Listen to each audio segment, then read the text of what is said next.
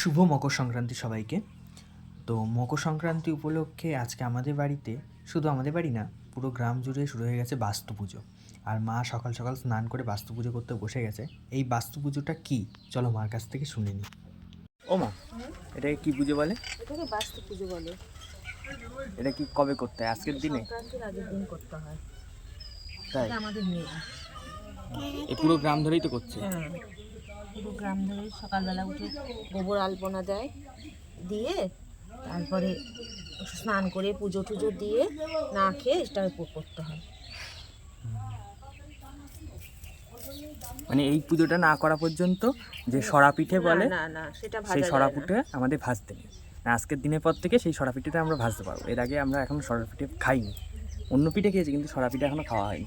আজকের দিন সরা পিঠে ভাজবে আমাদের বাড়ি, খোলা পিঠে যেটাকে বলে, এটা ভাজবে।